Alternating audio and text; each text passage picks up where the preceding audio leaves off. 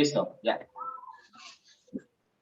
Muy buenos días, profesora. ¿Cómo está? Buenos días a los compañeros que puedan observar esta exposición.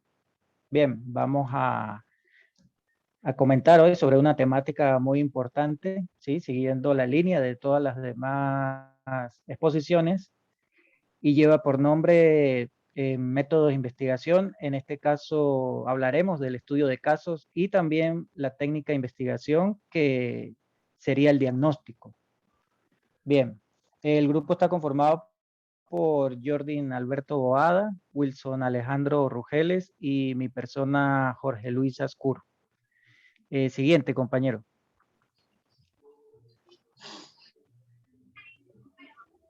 Bien, para realizar un trabajo de investigación científica, pues el investigador deberá tener presente qué tipo de investigación realizará. Primero que nada, tiene que tener identificado su problemática, su hipótesis, la variable, la fuente de información relacionada con su tema, recopilar antecedentes históricos y contextuales, tomar metodológicamente las técnicas implementadas, en este caso por otros investigadores referente al tema a investigar, pues para de ahí partir, ya sea con la misma, la técnica como tal que ha aprendido y los métodos, o hacer modificación de ellas, pues para lo cual tiene que saber todos los tipos de métodos y técnicas que puede efectuar en su investigación. Por tanto, y todo esto, nuestra temática de hoy como parte fundamental en los proyectos de investigación metodológica ayudará al investigador a saber y comprender cada uno de ellos. Nuestro objetivo en sí es que el investigador pueda identificar alguna de las técnicas y métodos que existen, y pues de esa forma implementarlo en sus investigaciones. Siguiente, compañero. Bien, ¿qué se entiende por método? Pues en la ciencia se entiende por método a ese conjunto de procesos que el hombre debe emprender en la investigación y demostración de la verdad. En cualquiera de las disciplinas de investigación que existen, sobre todo si estas están de alguna manera relacionadas con las personas o con la salud, tanto física como psicológica, se requiere de una serie de métodos o técnicas de investigación mediante las cuales desarrollar las teorías en las que se basa cada una de estas materias es primordial. En este caso, cuando mencionamos específicamente el estudio de casos, pues este consiste en un método o técnica de investigación habitualmente utilizado en las ciencias de la salud y sociales, el cual se caracteriza por precisar de un proceso de búsqueda e indagación, así como el análisis sistemático de uno o varios casos. Para ser más exacto, por caso, por el estudio de caso entendemos todas aquellas circunstancias, situaciones o fenómenos únicos de los que se requiere más información o merecen algún tipo de interés dentro del mundo de la investigación. Dependiendo del campo de investigación en el que se lleve a cabo, el estudio de casos puede estar centrado en una gran variedad de materias o cuestiones.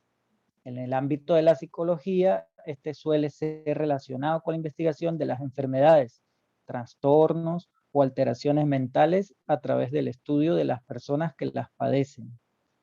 Bien, siguiente, compañero.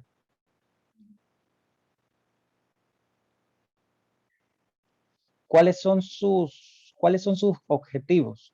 Pues como toda técnica de investigación, el estudio de casos se guía por unos objetivos específicos. Estos son: como primero, elaborar una o varias hipótesis o teorías a través del estudio de una realidad o situación determinada. Segundo, confirmar hipótesis o teorías que ya existen. Tercero, descripción y registro de los hechos o circunstancias del caso a tratar. Y cuarto, comprobación o comparación de fenómenos o situaciones similares. Bien, compañeros, profesora, conoceremos ahora un poco sobre las técnicas de investigación. Los dejo con mis compañeros.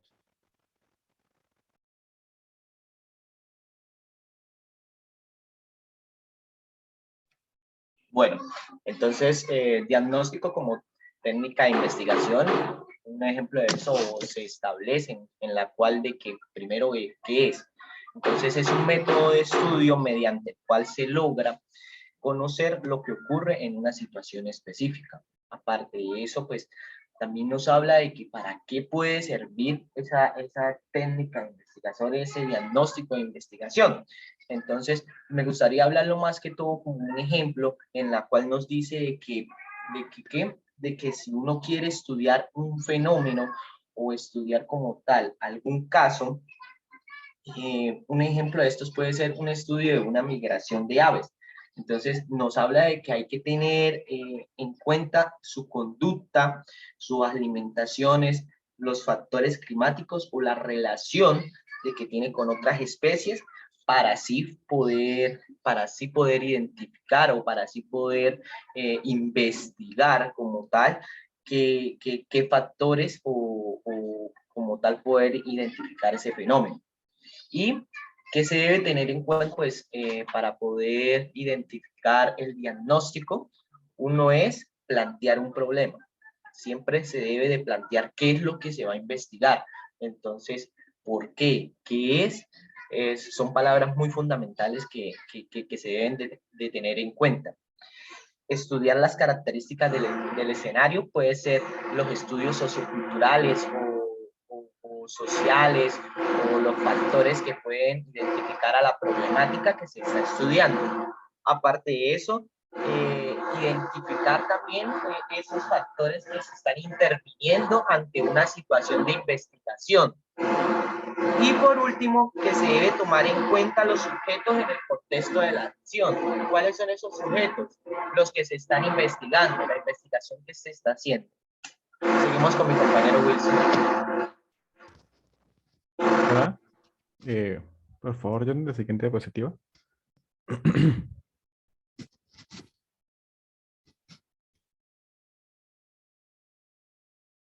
Ok, ahora, ¿cuáles son los instrumentos de recolección de datos asociados al diagnóstico? Como ya lo había dicho Jordan, en el diagnóstico vamos a tener como esta etapa exploratoria de cuáles son los patrones, cuáles son los factores que van a estar asociados a aquello que vamos a investigar. Entonces, el principal, que es el que más se usa, es la observación. Con la observación vamos a estar en el lugar en el cual vamos a investigar, en este caso en la educación. Entonces, pues lo más común es que la observación se dé dentro de un aula de clase o dentro de una institución. Entonces, ¿qué vamos a tener en cuenta si vamos a usar ese instrumento de recolección de datos dentro de una institución educativa? Revisar qué aspectos tiene la institución educativa, cómo es el edificio, cómo son las aulas, qué condiciones tiene, si tiene condiciones aptas para que ciertos niños estén allí, si es en el aula de clases, cuántos estudiantes hay, cuántos son hombres, cuántos son mujeres, el estrato socioeconómico, el barrio en el cual se encuentran. O sea, todos esos son aspectos que se deben tener en cuenta en la observación la observación educativa. Los otros más utilizados dentro de la recolección de datos van a ser la entrevista y la encuesta. En el caso de la entrevista, pues es más personal. No voy a poner a hacer 30 entrevistas en un aula de clase, por lo tanto se utilizan cuando son un grupo reducido, una muestra más pequeña. La entrevista sigue ciertas preguntas, pero puede moldearse dependiendo de cómo se requiera según la investigación. También, pues al hecho de ser más personal, podemos intervenir frente a frente con las personas a las cuales vamos a investigar, a entrevistar.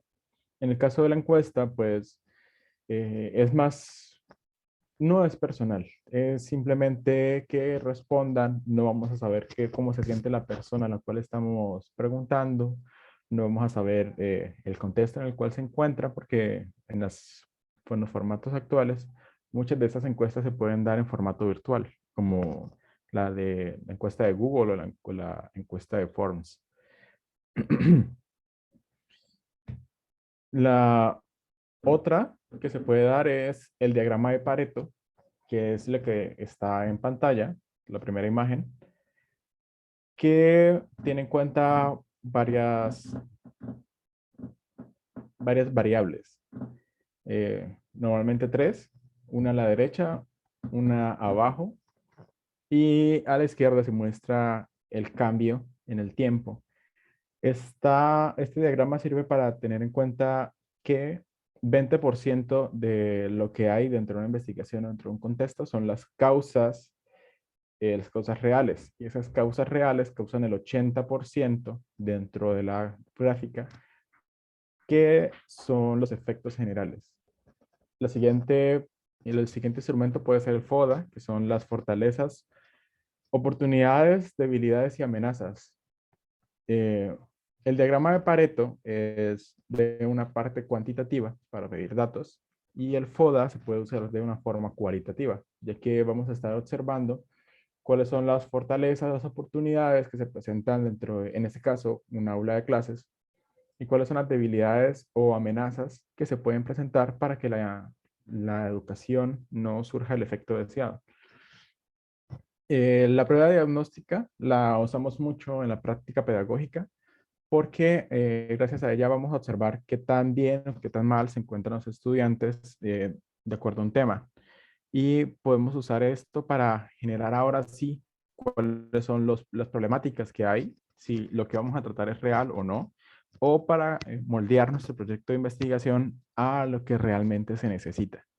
El diagrama causa y efecto es el que tenemos también en pantalla, también conocido como el diagrama de pescado o cola de pescado.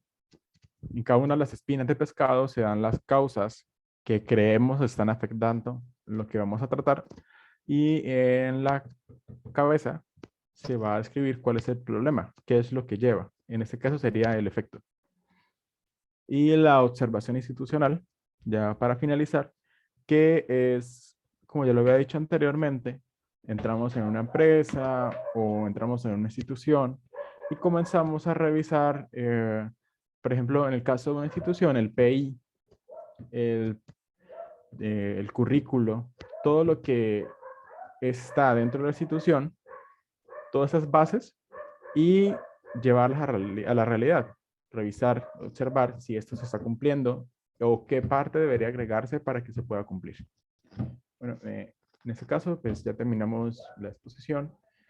Muchas gracias, compañeros. Muchas gracias, profesora.